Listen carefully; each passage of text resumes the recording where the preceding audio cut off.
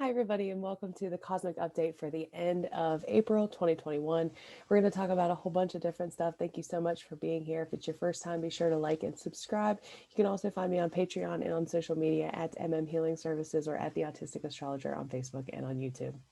So, as we get into what's been happening throughout April, so we started off April pretty slowly. And then we had the new moon that happened on the 11th of April. And the new moon was in Aries, and it really triggered a whole bunch of different things. And there's another cosmic update you can find on my page if you're interested in learning more about the new moon and kind of what that was all about. But basically, the new moon was tied to a Venus square with Pluto. And so I want to talk a little bit about what Pluto is doing, why it's so important, and kind of how that can be playing out in your life. So Pluto moves very slowly. Pluto was part of the 2020 Capricorn Council with all of the planets that were in Capricorn. So Capricorn is our structures, it's our past, it's our politics, it's our, you know, like our responsibility, the way things have gone, the patriarchy is all held within Capricorn energy. So Pluto is all about the underworld, our shadows, the things that need transformed, the things that are happening behind the scenes. And it's about politics and it's about deconstructing. Pluto deconstructs anything that it touches. And so we have Pluto that has been in Capricorn deconstructing structures and things that hold our society in place. Okay, so that's been happening and will continue to happen through 2024 while Pluto is in Capricorn. So, being at the end of Capricorn, Pluto is playing a major role in the end of April because we have things that are aspecting off of it. So, our aspects are squares and conjunctions and oppositions and those types of things. So, the new moon had a square with Venus, which is our relationships, it's our passions, it's our love, it's the beauty in the world, it's finances. So Venus was squaring off with Pluto. We talked about a little bit of a power struggle, right? Because Pluto in Capricorn is also authority and power, who's in power and how they use the power, control, and all of those things. So those are being deconstructed by Pluto being in Capricorn. But the square with Venus ties it into our own personal worlds and maybe how we've seen control in our life be taken away or a shift in how we use control or how we see control in certain relationships. So things are coming out of the shadows to be seen with Pluto. Pluto brings up things from the underworld that need to be seen and healed or addressed. And so Pluto's playing a major role with bringing things up. And it has been since the new moon on the 11th. And if you think into the collective, we're talking about the mass shootings that have been happening. We're talking about, the cops and the situation with them killing Black and brown folks. Again, not that that has stopped, but there has been, another influx of that. And this is Pluto playing out in the collective, reminding us that we're not done yet, reminding us that there are still things that need to come up to be seen and to be healed. Right, we're having all of this activation around, the trial of George Floyd's murder, and all of these things coming up. This is Pluto reminding us that there's still stuff under the surface that needs to be seen, needs to be healed, needs to be addressed. So over the following, couple weeks as we leave April cosmically, we have Pluto that's going to be activated again. So on the 20th, Jupiter hits a 30 degrees semi-sextile to Pluto. And what that means is potentially information coming out about COVID. Jupiter and Pluto have been tied to the COVID spikes and such. So I imagine that we may hear something come out about COVID. Whether that's good or bad, I am not going to get into here, but I imagine that there will be something that comes up there. Just again, that reminder that we're not done yet. We're not in the clear yet. Like there's still things that need to be handled and need to be approached. So that's the Pluto energy. It's an irritation or a frustration almost in our lives. Now I'm out of the collective and I'm talking about personal, how this can show up in our personal lives. So it can be an irritation or a frustration around something that we thought we had taken care of or we thought was over. And then something else comes up and kind of reminds us like, oh, we haven't dealt with this fully yet. There's still stuff that we need to do here. So that's what Pluto is doing in Capricorn at the end degrees of Capricorn and will continue to do until 2024. So that's why in my videos, I like to talk about like, 2021 was the beginning of something, not the end of something. And we have a lot of stuff happening in the collective that we're only beginning. And so, I just think it's important to remember that. And Pluto is also kind of reminding us that as Pluto aspects all of the planets. Having the shift of planets moving from Aries into Taurus this week. So let's see. So the week of Venus moved into Taurus on the 14th, and then the Sun and Mercury moved into Taurus on the 19th. And so we have this influx of energy into Taurus out of Aries, which is fiery and active, into Taurus, which is cooler, smoother, more calm. We want to find what's going to work, what's going to be sustainable, what makes sense, what's practical, and less of that Aries energy of, okay, I just want to get it done. Let's just do it. Let's do it. And moving into that more Taurus, slow and steady, what is sustainable, what is able to be continued, where can we put this effort into that's going to last, right? So there's this shift in that type of energy. We're being asked, back to Pluto, we're being asked. I heard something at the beginning of the year in one of the conferences. I think it was through the Astrology Hub. We were talking about the importance of this year and bringing the bad witch to the dinner. And what that means is being honest and talking about the things that are uncomfortable, right? In order to be able to really work through them, dissect them, move on, take accountability, heal, whatever it is in your life, but also collectively. We've got to start having honest conversations and inviting the bad witch to the table, the things that we don't want to talk about, the things that are ugly or seen as scary or bad. We've got to talk about them in an honest way, because it's time to face the truth, and it's healthy to do so as a collective. Otherwise, we continue this systemic just oppression. And, we've got to start having those conversations, as scary and emotional and vulnerable as they are. And that always, always, always starts with ourselves, having those conversations with ourselves, being honest with ourselves about what we've done, in a way of not coming in and like beating ourselves up, but coming in and just being honest about the situation and meeting ourselves with kindness and compassion. I know that's so easy for me to say, right? But that's the work, that's the shadow work, that's the healing work. And, if I can help support you in that in any way, it's what I do. So I'd be honored to, help you. If you want to email me at mairimuebl@gmail.com or find me on any of my social media platforms, we can schedule a session or a reading at any time to kind of figure out how that even looks. Because I know that a lot of times, in order to live our lives and continue just going, we get in that habit of avoiding and not really showing up for ourselves honestly in a way that's going to be healthy for us. And it's hard to get off of that, and start being honest about where we are and what we need and where we're going and all of those things. And so if I can help support you in any way, please let me know. I would be honored to connect with you. But that is this energy of Pluto. Pluto is continuing to aspect things, continuing to bring things up for us.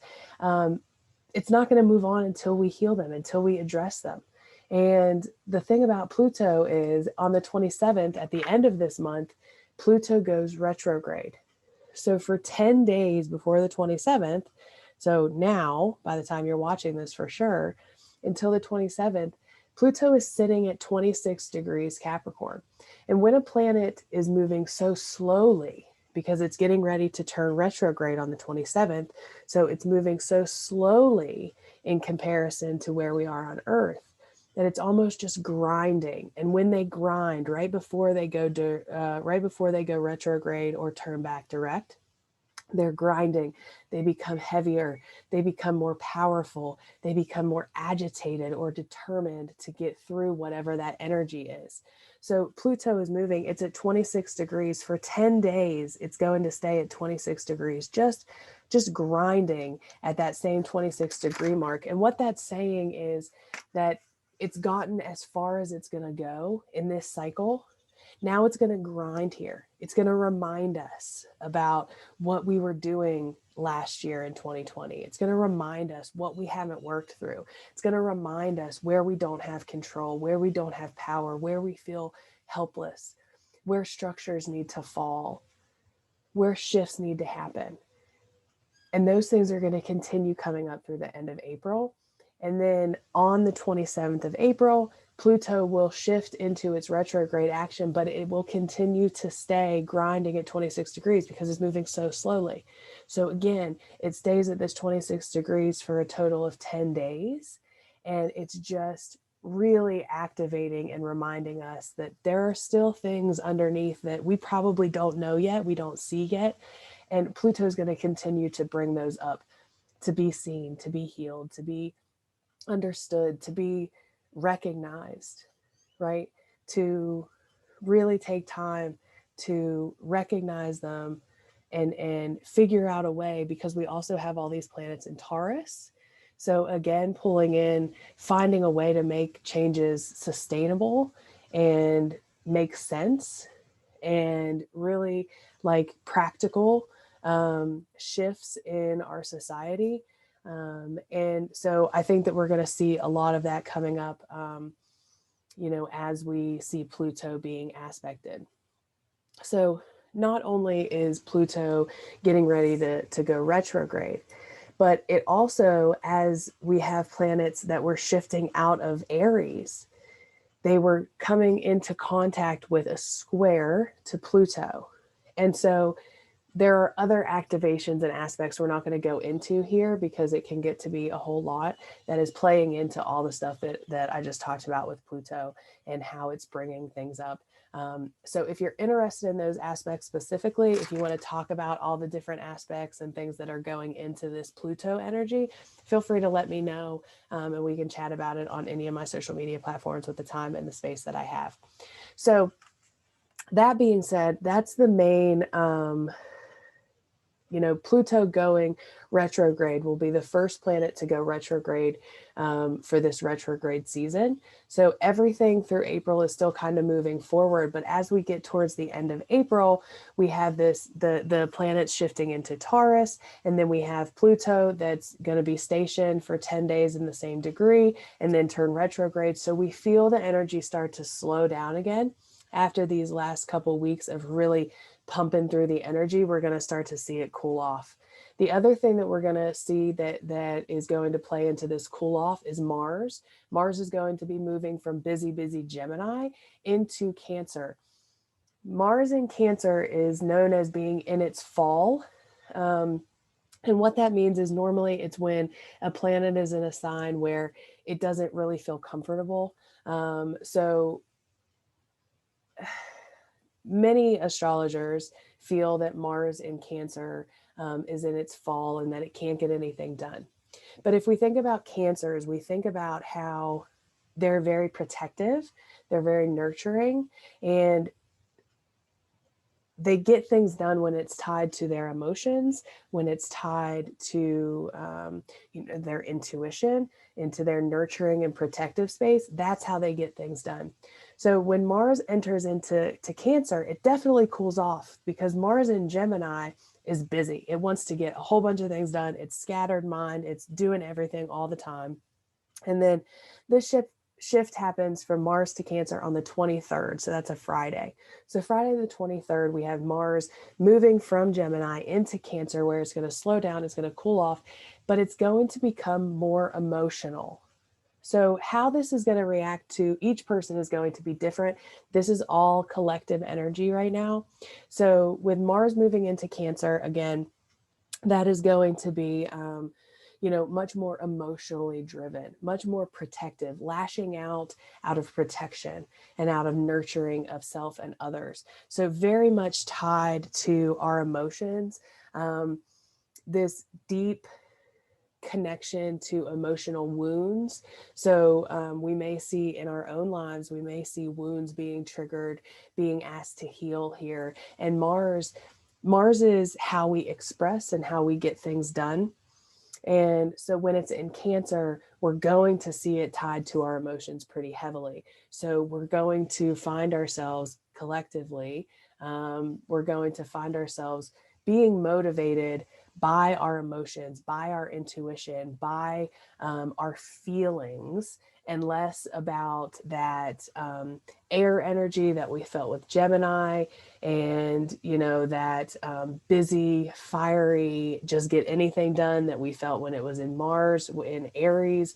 And then so this shift into Cancer is definitely a shift in where we put our energy and how we choose to express things as we move forward. So I find it interesting that we're going from heavy energy in Aries and Mars in Gemini. Mars in Gemini is also very busy, very fast energy, into all of these planets into Taurus, and Mars moving into Cancer. And that's a much different shift in pace, right? So we're going from very fast, very busy, to very practical, very slow and steady, like the tortoise and the hare and the Taurus energy, and Cancer, which is mucky. It's deep, it's emotional, it's protective and nurturing. And so I find it will be interesting. The other thing that I see with Mars in Cancer is kind of bottling up the emotions and the energy, and it kind of like boiling over. So finding ourselves kind of recoiling and making sure that our emotions don't get bottled up inside, and that we don't just react out of this, place of boiling over. So I think that will be seen again in the collective, and how we deal with this energy is going to be based on our chart, our lived experience, and our awareness with it. But I can also see it being a very good thing for people that are, tapping into their emotions to get things done. One of the things that I'm working on right now is very much related to the protection of my communities. And Mars in Cancer is a perfect transit, perfect placement to do that, because Cancer is so protective, it's so nurturing. Mars wants to get things done. So when Mars is in Cancer, we want to get things done in a way of protecting and nurturing and loving, and creating a space for ourselves or for our communities, or the ones that we love and want to protect and nurture.